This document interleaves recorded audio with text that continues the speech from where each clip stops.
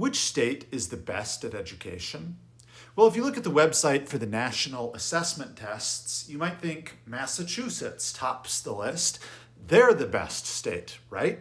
But maybe not. A viewer sent me an interesting article from the Urban Institute, which says that the National Assessment of Educational Progress tests may be misleading if you just look at the raw results, because states serve very different student populations. For example, more than 20% of children live in poverty in Alabama and Mississippi, compared with less than 10% in New Hampshire and Vermont. So if you just look at the raw test results, you might be seeing relatively richer states doing better than relatively poorer states. But that's not necessarily because the richer states have better educational systems. It may be because the kids in poorer states are disproportionately dealing with the hardships of poverty, which make them do worse in school. So the Urban Institute calculates what they call the demographically adjusted NAEP scores.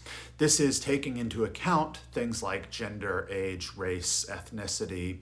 Income is taken into account through the percentage of students who are enrolled in the free and reduced price lunch program. And then they're adding things like English language learner status. So if your school has a lot of non-English speakers, that may partially explain low test scores in reading or math or something. So which state tops the list of the demographically adjusted NAEP scores? And we have 4 tests here: 4th grade math, 4th grade reading, 8th grade math, 8th grade reading. It's the same state in all 4 categories. Any guesses? You can pause right now to guess, and then I'm going to move my head out of the way. That's right, you got it. It's Mississippi. Some people are skeptical of Mississippi, though. An article in the LA Times is titled "How Mississippi Gamed Its National Reading Scores to Produce Miracle Gains." The LA Times purports to tell us the real story. They say in Mississippi, almost 10% of 3rd graders have been getting held back, a higher proportion than any other state. The statistical result of this policy should be obvious. If you throw the lowest ranking 10% out of a statistical pool, the remaining pool inevitably looks better. So in Mississippi, the only people taking the national 4th grade reading assessment are students who passed the state level end of 3rd grade reading test. I'm skeptical of the LA Times here and their explanation because I've read an article in response to them from Mississippi, which I'll talk about in a second. But even if this were true, even if this were the real explanation, is that a bad thing? Is it wrong? Would this be gaming the national test scores? If Mississippi said, look, we're just going to assign a lot more homework, and that's going to take more time and effort from our students, but as a result, they're going to learn the material better and therefore perform better on standardized tests, would that be gaming the system?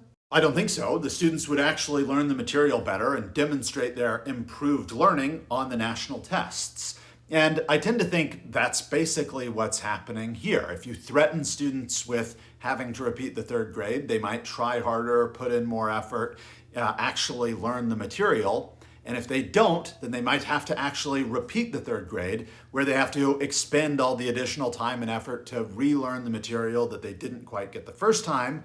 But either way, that would lead to improved test scores. Eventually, those students are going to get through the 3rd grade, and they're going to wind up taking the 4th grade national test.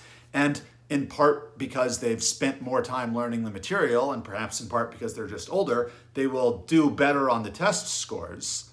But either way, graduates of Mississippi schools will actually have a better understanding of the material. So I don't really see how this is gaming, even if we accept this explanation. Rachel Cantor, writing for Mississippi First, which is a Mississippi-focused education advocacy group, has a pretty convincing article rebutting that LA Times column. She points out that Mississippi has actually been steadily improving their NAEP test scores over 20 years, and that the Mississippi Literacy-Based Promotion Act, this is the law that the LA Times people were worried about that says you can't graduate the 3rd grade without passing the reading test.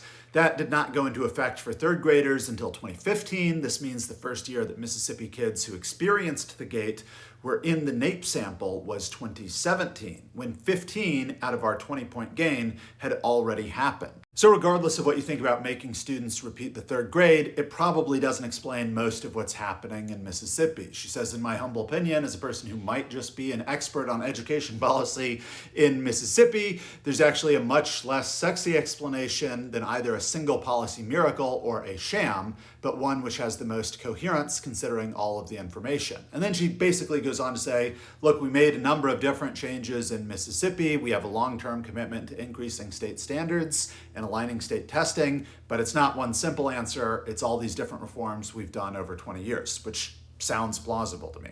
Anyway, I think it's an interesting topic and one I hope to learn more about. Thanks for your time.